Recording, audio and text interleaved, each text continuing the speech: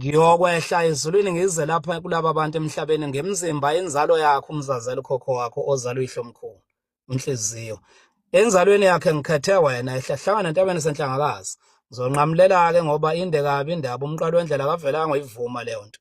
Wagoloza ikhathi ey'ningi waze wafelwa izinsizwa zakhe ey'ntathu ezafala ngale. Right-ke kodwa egcineni asithi nje-ke waphuma neshumbe lakhe walalela wahamba waphikelela entabeni esenhlangakazi. Sizonqamulela nje.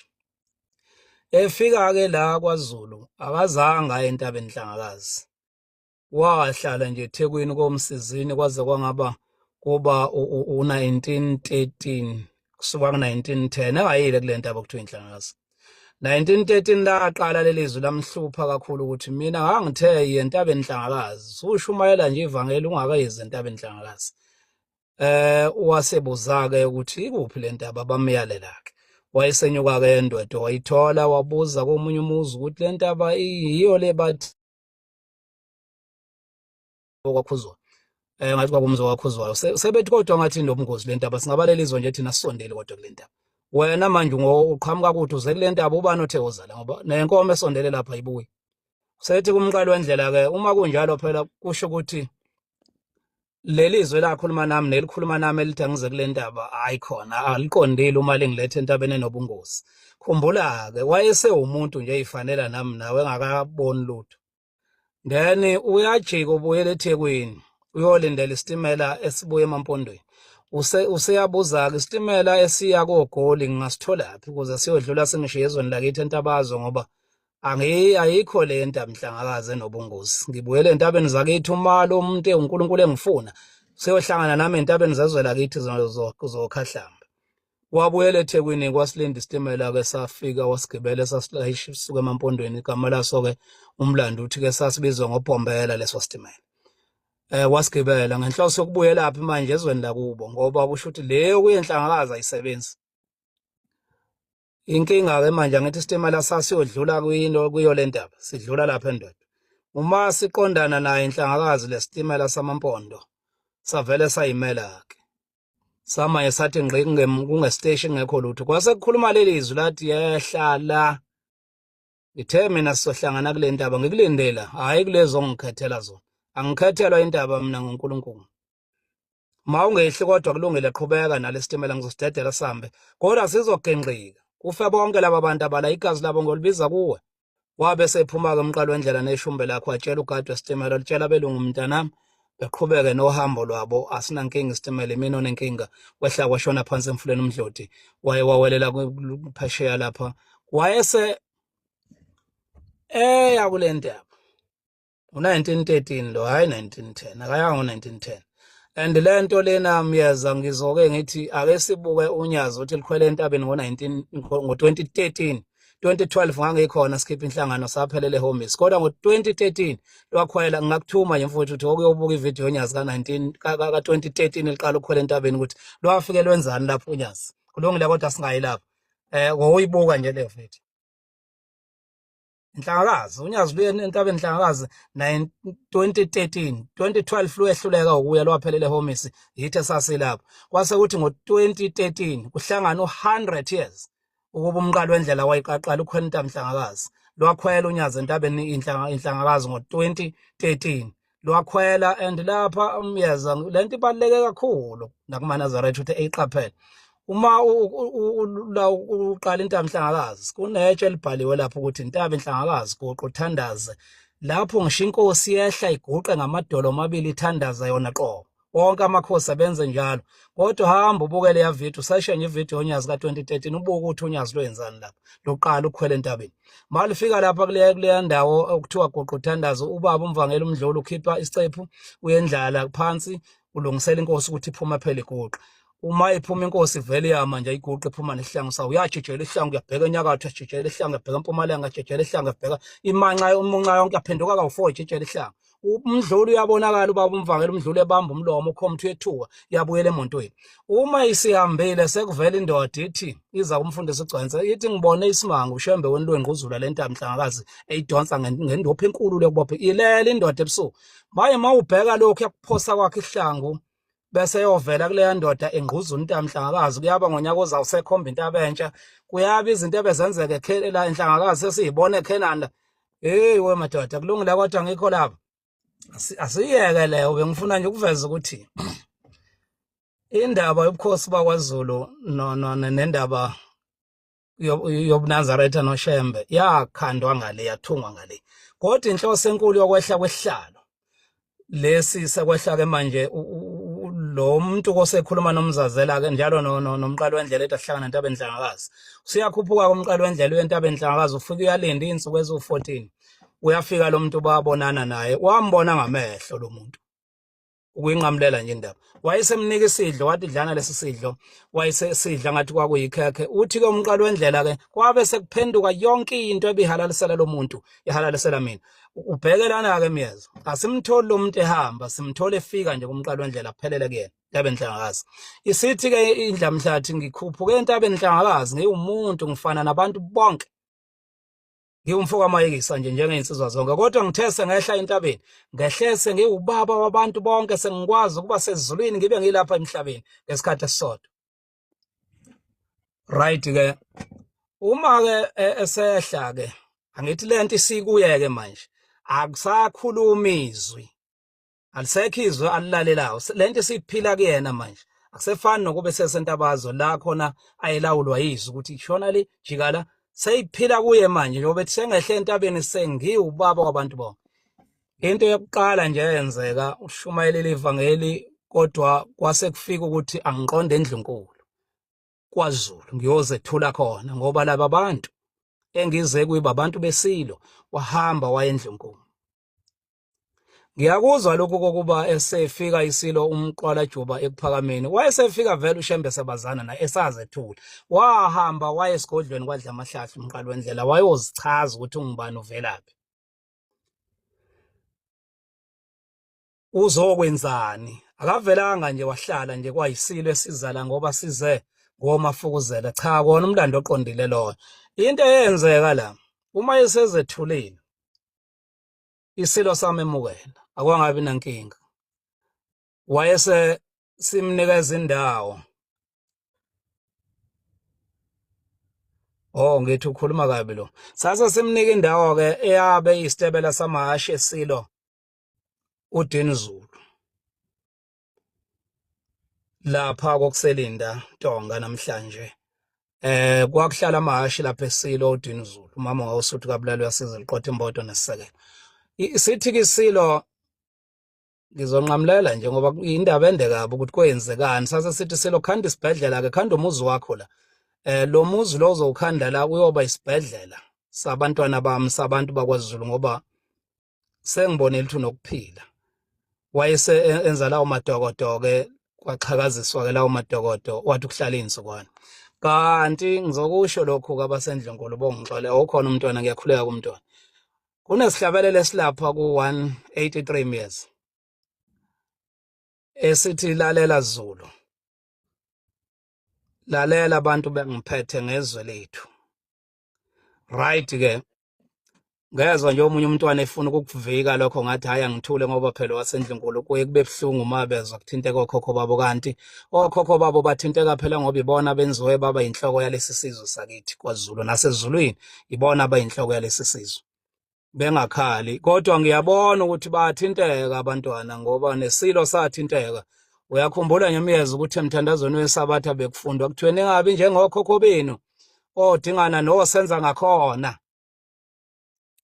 kodwa manje ngangikhona futhi 2006 mangingaphosisa unyaka enhlangakazi ngangikhona qo la uthi ngolwamemezela lwacela lwathi ngizocela amaNazaretha nishintshe laphana ukuthi khona ningabi njengokhokho benu njalo ningabi njengodingana nothaneni ningabi njengokhokho bethu okhokho bethu abazenza likhuni sathi ngoba ngibonile kukhona isilo lana makufundwa kanjeyana shwabana ebusweni ongangezwe manje bona ngathi okhokho bakhe kuphela babe nezona kwashintshelwa lokho laphana kusho ukuthi ngangikhona enhlangakazi njengoba namhlanje sekuthiwa ningabi njengokhokho bethu abazenza likhuni inhliziyo zabo ila engabona khona ukuthi ubukhosi bakwaZulu bukhulu kakhulu ezulwini uma kukwazi ukuthi kujikwe into esesihlabeleni uNobombela afunga ukuthi akuyokujikwa nokukodwa lapha ngoba lo mthandazo uvela ezulwini, kodwa kwajikwa kujikela ukuthi umdlokombane ubonakala ukuthi akakuthokozeli lokho.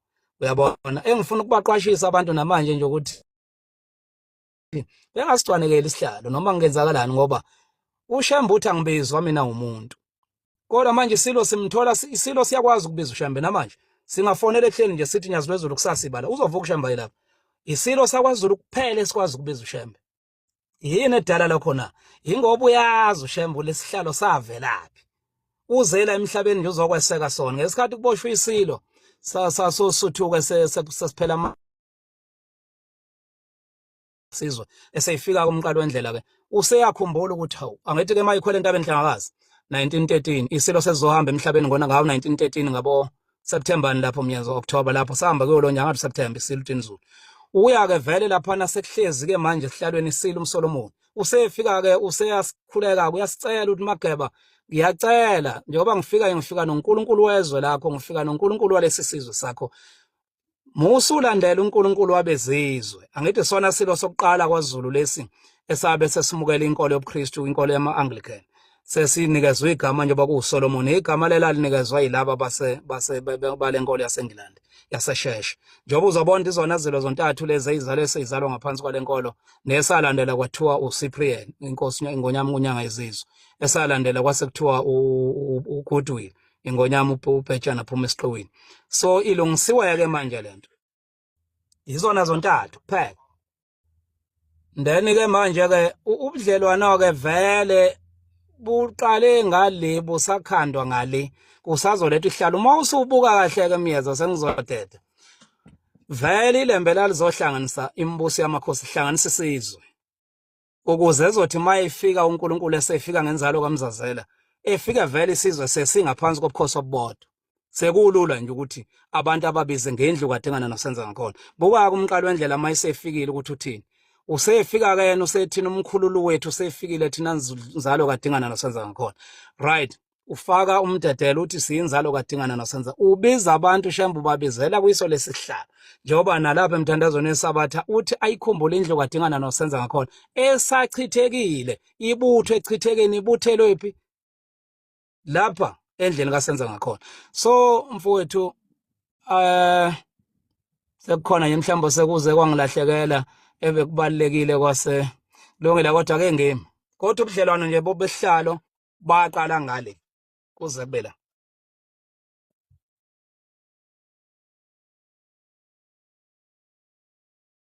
Oh, mana kancane ke Miyeza, mana kancane mfowethu, ngicela ukuveza lapha esihlabelelweni sika 183 ukuthi ke kwabe sekwenzakalani uma sebemukele yena ongangezwe nomqalo wendlela. Kuthe mabe sagoba amadlangala lapha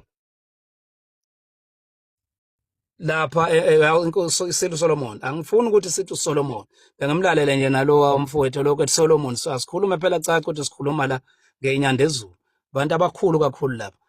Isilo Solomon unasi hlabelelo uShembe sifakaza kahle ethi uyabizwa ngoSolomon umtadini Zulu, udumo likaJehova lulapha ekuphakameni.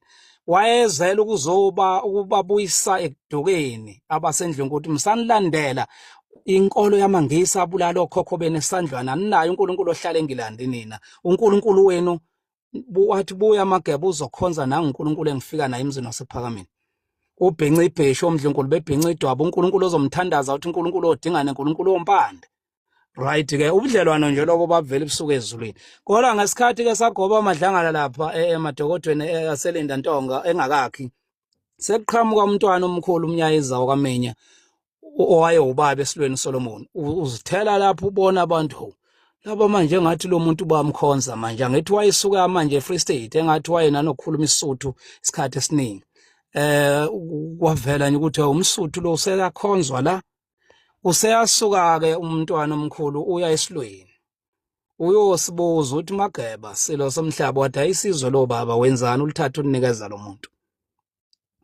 Uthi ke sithi Solomon sengilinika izwe kanjani Mageba, sengidayise ngezwe kanjani kulo muntu, ngoba kimi ukhulume ngokuthi uzoshumayela futhi wenza imisebenzi engiyibonile nje ngase nginikela ngale ndawo, ikuphi asekwenza. Uthi ke umntwana uyakhulekelwa manje lo muntu, ukhuzelwa manje na kusho ukuthi useyinkosi yalelizwe ngendlela engibuka ngayo. Isilo kasabe sisafuna ukuthi sibe nokuyoyiphenya la kusho ukuthi kwakhuphuka nje igwebu phela uyisilo. Saze sithi ke Mageba makunjalo angikhiphe igijimi ziyomtshela ukuthi ngizocwayiza kabili okwesithathu akabe ngasekho lapha. Kwase kuba njalo ke. Uma behamba ke laba bathunywa isilo ke beyomtshela ukuthi ke uthi ongangezwe ke phumphele la kanti mawuzozenza inkosi. Yavele yahlabelele indlamhlathi, hlabelele sasingaziwe yathi lalela Zulu.